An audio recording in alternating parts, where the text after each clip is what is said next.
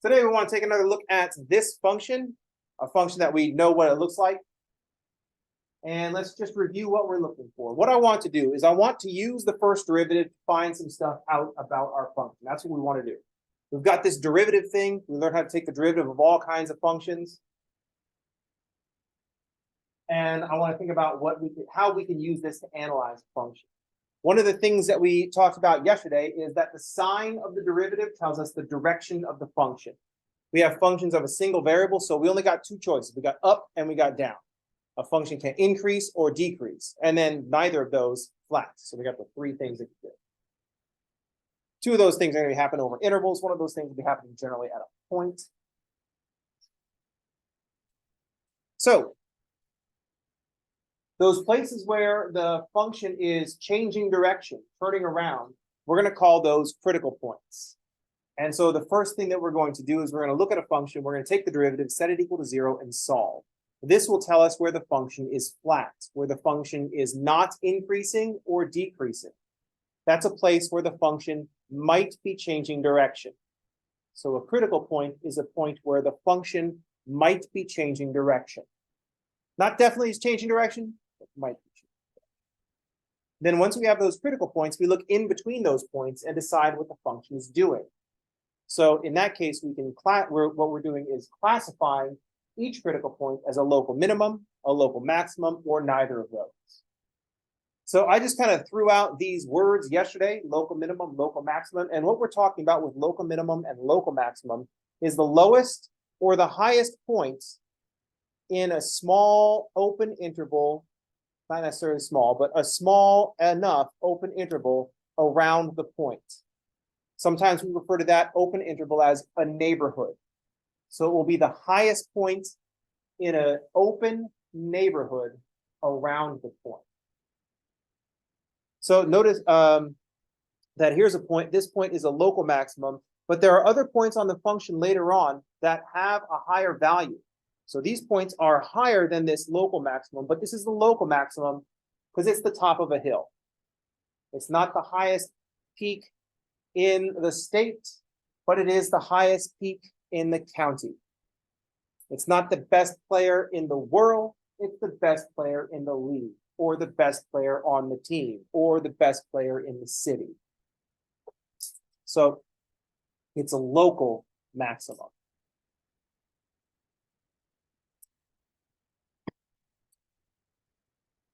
All right. And then local minimum, same thing. It's just the lowest point. There could be a case where neither of those things happen, but the function still goes flat. So it goes flat, it's like it takes a rest, but then after that, it just starts increasing again. We haven't seen that yet because I went with this polynomial, simple polynomial. I picked this one, just for full disclosure, I specifically picked this one because I knew I could bring up Descartes' rule of signs and it would provide something useful. Because we knew there was 0, and then a positive 0, and a negative 0. So that was kind of cheating on my part. I mean, just transparency. So what we did was we took the derivative.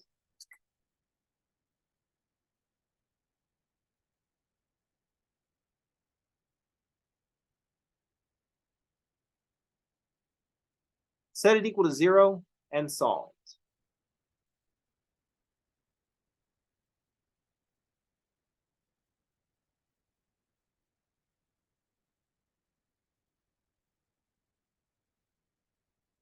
And then we said f has critical points at -1 and 3.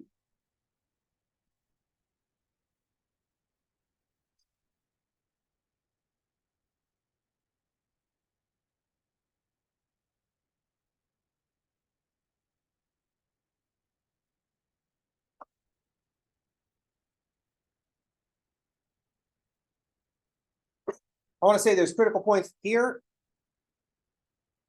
They're not points on the function. This is only the location of some points on the function. If I plug these into the function,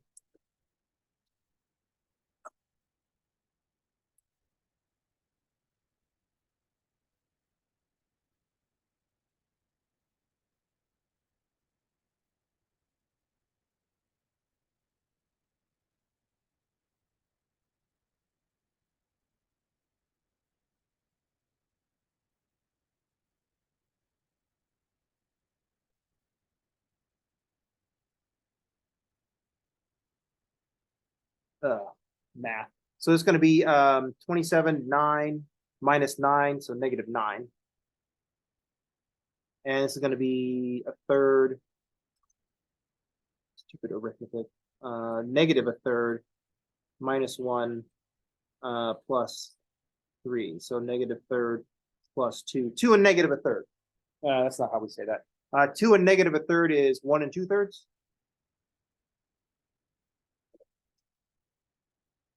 So if we want to state the critical points, we could include the y coordinates as well. So we could say that F has critical points.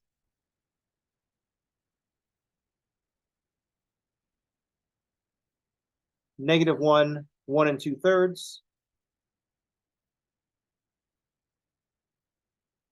And 3, negative 9. Now they look like points that are actually on the function. Typically, when I say find the critical points of a function, I just care about the x coordinates.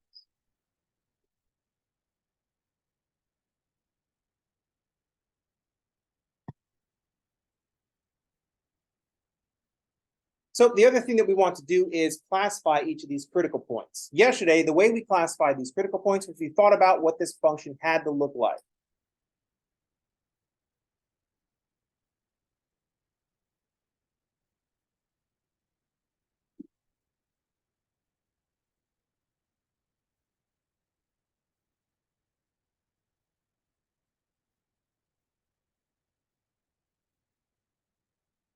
Want to classify these as a local minimum, a local maximum, or neither a minimum or maximum. Yesterday, what we did was we used the function itself. We took what we knew about the function itself. So one thing we could do, one way we can classify each is to use the function.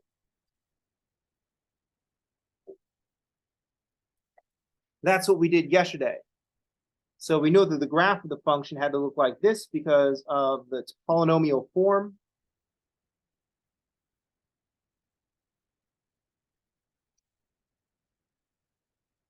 And the fact that there were 2 critical points and that a third degree polynomial has to make, with 2 critical points, we'll be making 2 terms.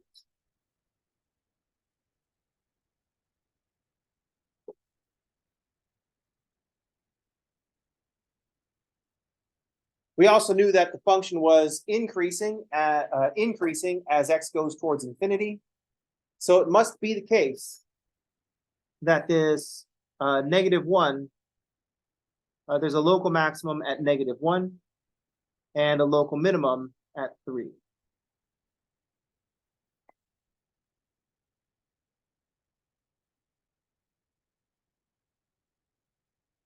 So using what we know about the graph of the function,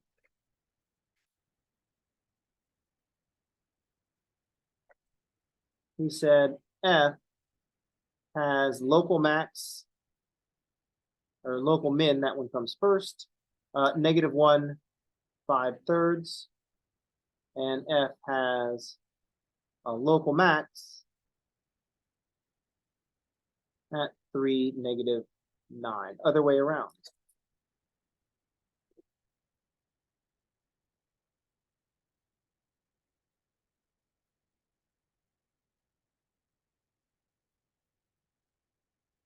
So we used what we knew about polynomials and what this function must look like to determine which was the local maximum and which was the local minimum. That's how we classify those critical points. Those are the 2 points where the function was turning around. A local maximum or a local minimum will be where the function is turning around.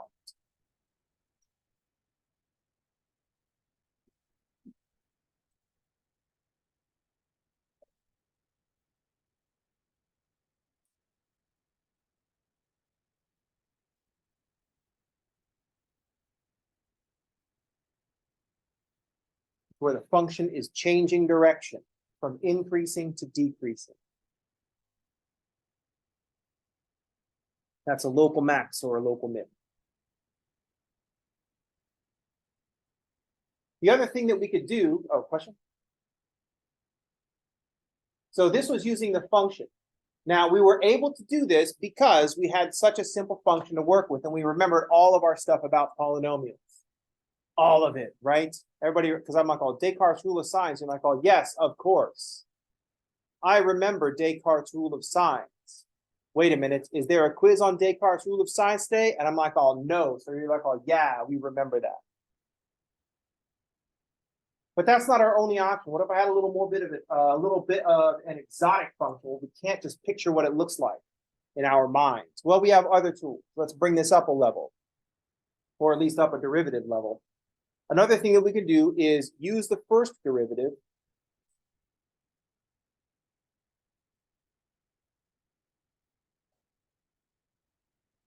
and check for intervals of increase and decrease. So using F means thinking about the graph.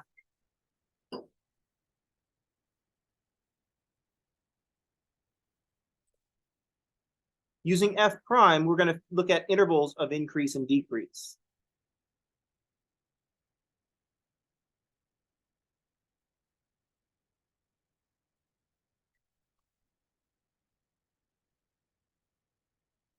We know that if the first derivative is positive, then the function is increasing. If the first derivative is negative, then the function is decreasing.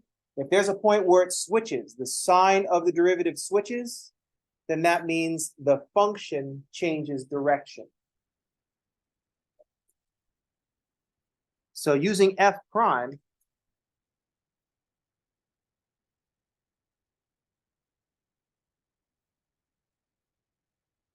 when the derivative changes sign, the function changes direction. And that tells us local maximum, local minimum.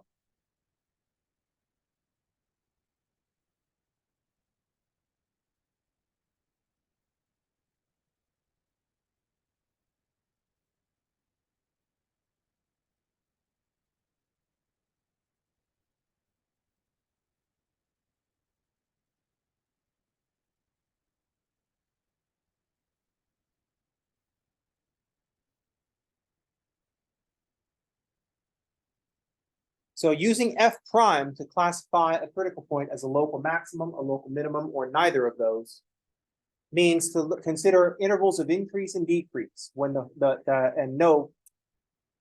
recognize that the function changes direction when the first derivative changes sign. Function changes direction when the first derivative changes sign. So I'm going to make a number line.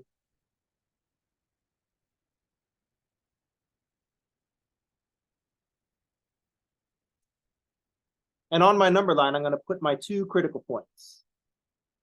Here's -1, and here's 3. These two critical points divide the number line up into 3 intervals. Our two critical points divide the number line into 3 intervals.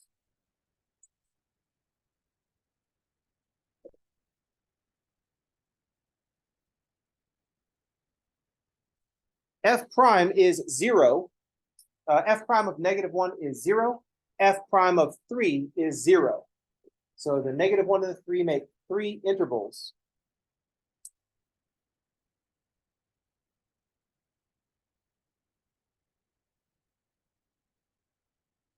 What we're going to do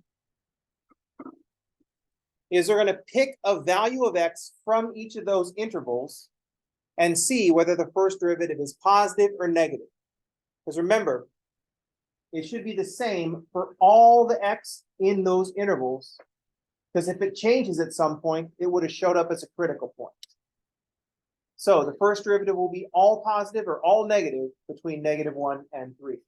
It can't be changing. You can only change at -1 or change at 3. Might not change there, those places, but if it's going to change, it has to change there.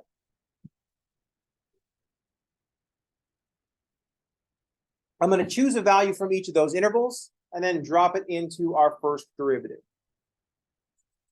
So I'm going to pick 0 is easy to plug in the middle here. And I'm going to find F prime of 0. F prime of 0 is 0 squared minus 2 times 0 minus 3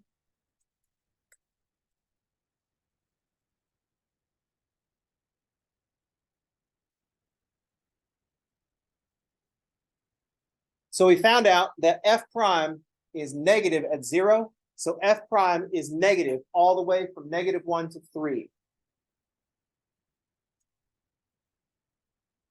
The value doesn't matter. It's the sign that we care about.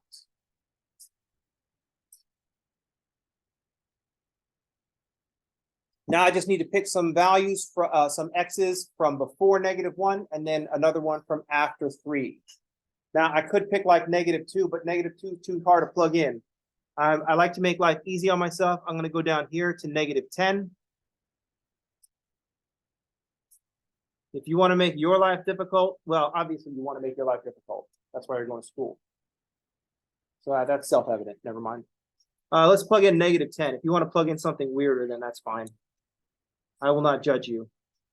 Even though it's like literally my job to judge you. But not like that.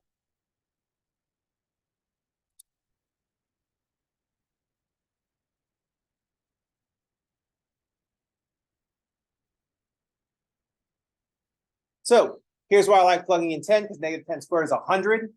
100 plus 20 is 120 minus 3 is 120 -3.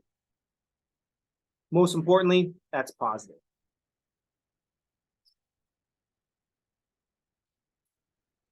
And then I want to check something on the other side of 3. And in nice lazy fashion, I'm going to choose 10 because I like plugging in 10.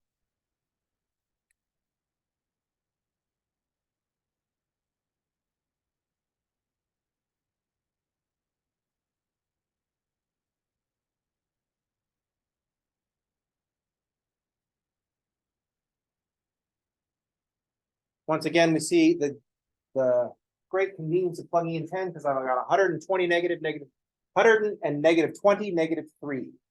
So 100 and -20 is 80 minus 3 is 77.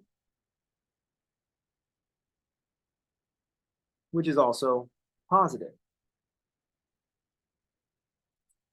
We had already done this analysis by thinking about what the graph of our function looks like, so we're not surprised by this at all. So let's all pretend we're not being surprised. Oh, yes, of course, this is what was going to happen. That's us not being surprised. The function change is increasing before -1, decreasing from -1 to 3, and then increasing after 3. So once we see what f prime is doing, we now know what f is doing. So if the f prime is positive, then f is increasing. If f prime is negative, then f is decreasing. If f prime is positive, then f is increasing. If the function is changing from increasing to decreasing, we must be looking at a local maximum in between. So f has a local max at -1 and a local min at 3. We've classified each of the critical points as a local minimum, a local maximum, or neither.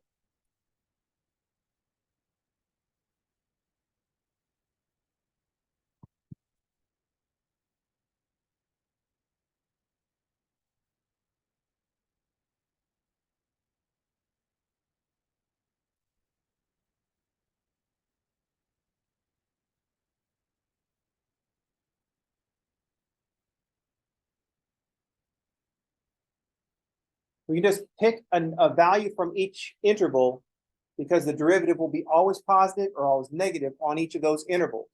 It can only be changing sign at the critical points. How's everybody okay?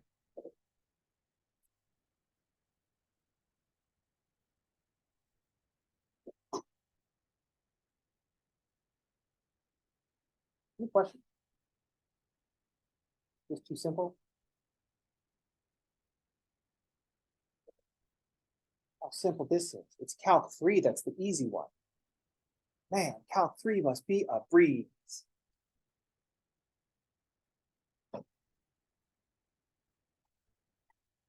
Now you may have noticed this big suspicious gap that I've left right here because I'm going to be filling that in.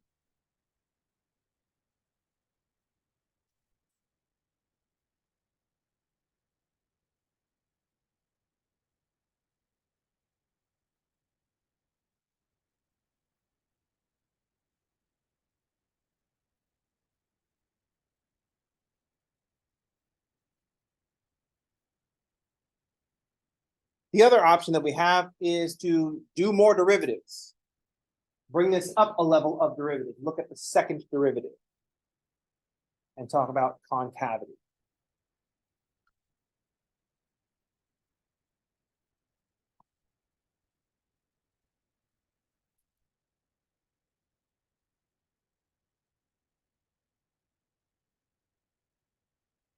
Pause for copy. I'm not supposed to say that part.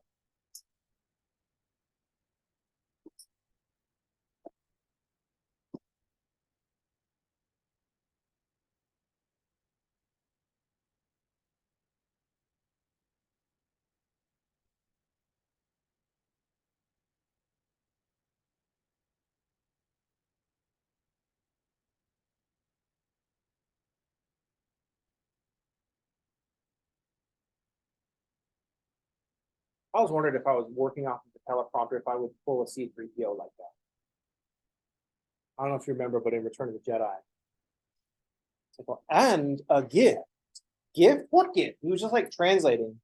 And he was just like saying what R2D2 was telling him to say. Like play the recording. And he's like, oh, this is what we're saying. And he wasn't even listening to it until the very end. It's like, oh, holy shit, wait, what? What gift?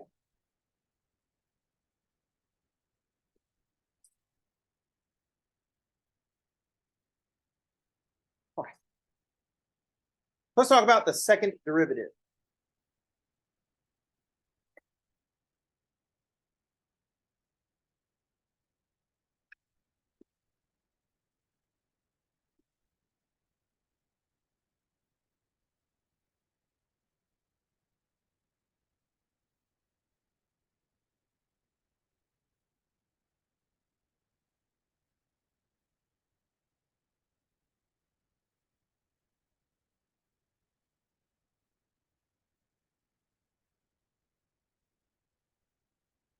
So the second derivative is nothing fancy. It's just the derivative of the derivative. The second derivative is the first derivative of the first derivative. That's a terrible way to say it, but I mean, that's like what it is. The second derivative is just the derivative of the derivative. I said it twice, so it's the second derivative. So where our function was 1/3 x cubed minus x squared minus 3x, and our first derivative was x squared minus 2x minus 3. Our second derivative is 2x minus 2. It's just the derivative of the derivative. It's exactly what you think it would be. Especially once I started calling the derivative the first derivative.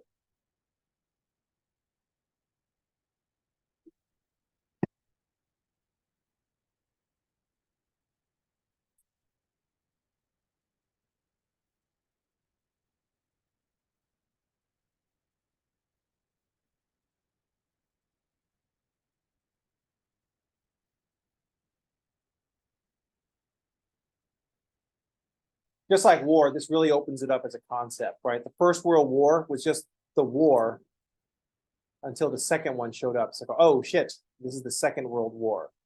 And so now people that grew up after that one are like, oh, this is a thing now, world wars. And it's like same thing with derivatives, because we just call it the derivative for a while. And then I'm like, oh, second derivative. And they go, oh shit, there's more of them. I'm like, oh yeah, there's like a third derivative too, and a fourth and a fifth. Then we get tired of making numbers. So we just like, oh, nth. That's how mathematicians count. They're like, oh, 1, 2, 3, 4 now, n. N plus 1, n plus 2, n plus 3. So it's just the derivative of the derivative. What we know is that the first derivative, the sign of the first derivative, tells us the direction of the function. So if our first derivative is positive, then our function is increasing. If our first derivative is 0, then our function is flat. If our first derivative is negative, then our function is decreasing.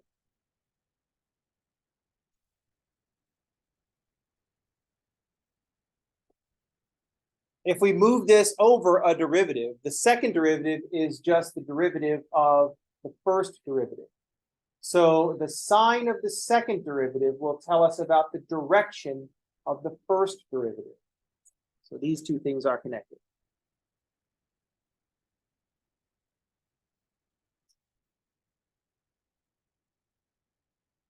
But if I drop down,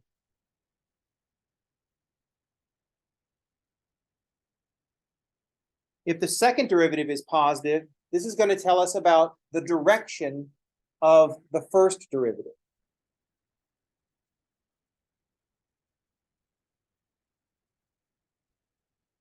If the second derivative is 0, then the first derivative is flat. If the second derivative is negative, then the first derivative is decreasing.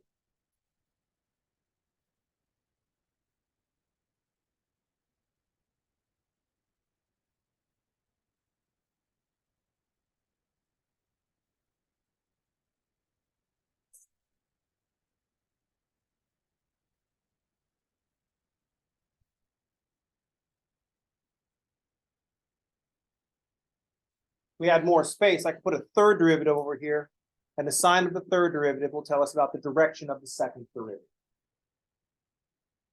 The new thing that we want to add here is what this information tells us about the function. What does the direction of the derivative tell us about the function? What does the sign of the second derivative tell us about the function? I've already spoiled this, it's the concavity, but what do I mean by concavity? Concavity is how bent the function is. Concavity is a description of the bend of the function. So the new thing is that if the second derivative is positive, then the first derivative is increasing. We say that the function is concave up.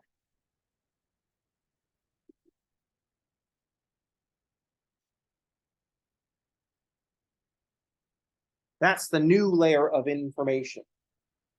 If the first derivative is increasing, the function is concave up. If the first derivative is decreasing, then the function is concave down.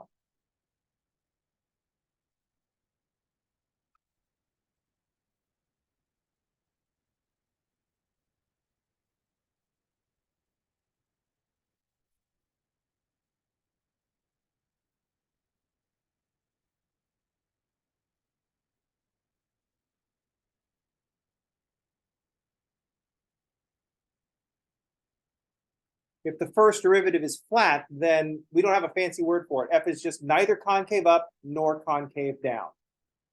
Concave up and concave down are like positive and negative. There's also that 0, which is non-negative and non-positive.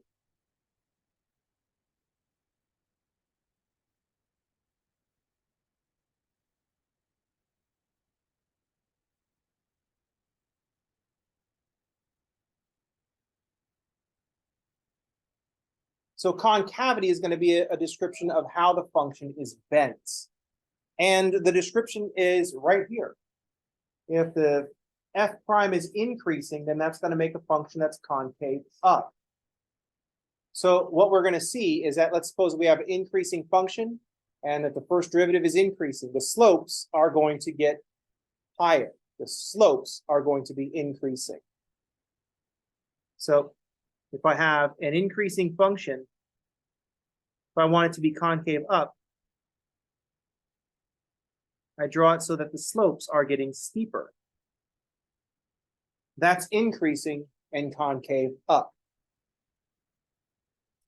We can also have increasing and concave down.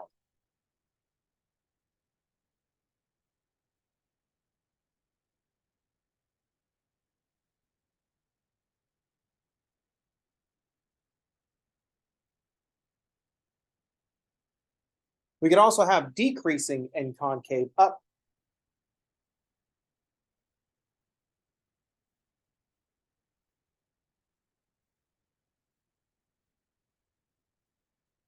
We could also have decreasing and concave down.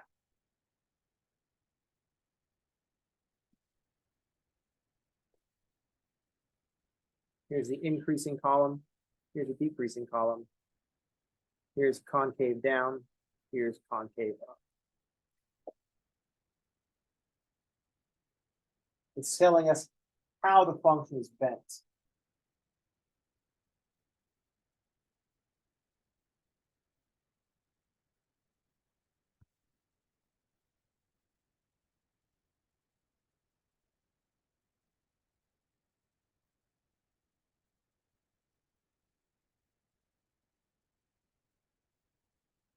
So what we want to focus on is all the information we're getting from the first derivative. If we know the first derivative well, that tells us how things are changing. That's how we describe how things are changing. Way back in the beginning, we talked about calculus being a mathematical analysis of how things are changing. It's a mathematical analysis of how things are changing.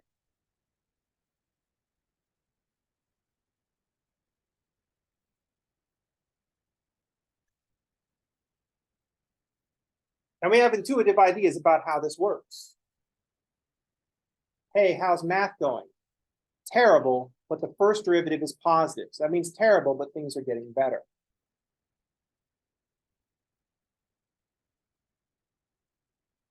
Then you'd be like, well, how's your second derivative? Second derivative is 0.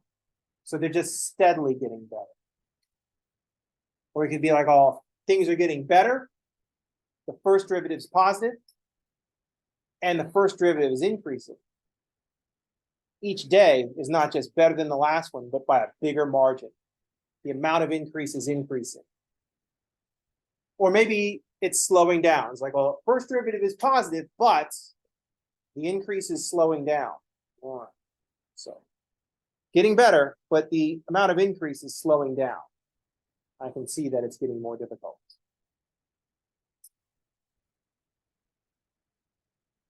Any questions? My anxiety is decreasing, but at an increasing rate. Because they're going, yeah, my anxiety is lowering, but the amount of decrease is also slowing down.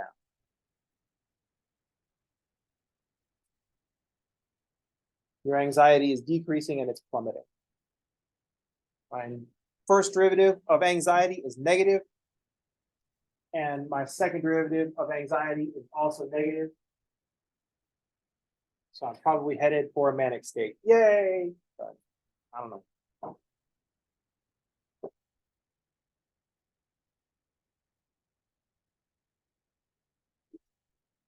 Any questions? First place you want to look with the second derivative is to remember that it's just the derivative of the first derivative. The derivative, the sign of the derivative tells you about the direction of the function.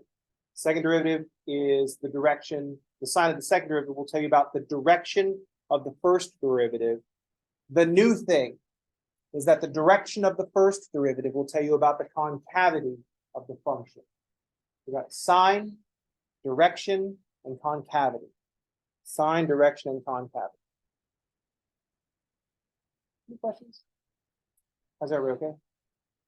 Everybody looks all stunned. You all look like this. You just realize like it's only Tuesday. Oh, fuck, it's only Tuesday. It's only week 6. We should just have the final exam tomorrow, and anybody who passes it just doesn't have to come to class the rest of the time. And then like next week, anybody who's left, just take the final exam again. And if you pass it then, you don't have to come to class. What if we did school like that?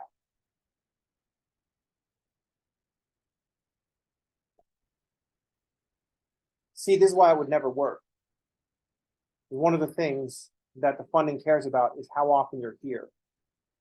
And so if I'm like, oh, no, I gave them the final exam and they all fucking aced it because I'm so awesome. I taught them for like a week and they just all got it. And they're like, oh, did you do mind control on them? It's like, well, don't ask about my methods. But they'd be like, oh, well, that's no good because it's not about getting results. It's about the time that you spend. And instead of having me do 50 students every 17 weeks, they would just have me do, I don't know, whatever 17 times 50 is every 17 weeks. You know what I mean? All right, that's gonna do it for today. Think about second derivative and concavity. There are your 4 pictures. That's gonna do it for today. I'll see you all on tomorrow. Everybody have a good day, and thanks for playing.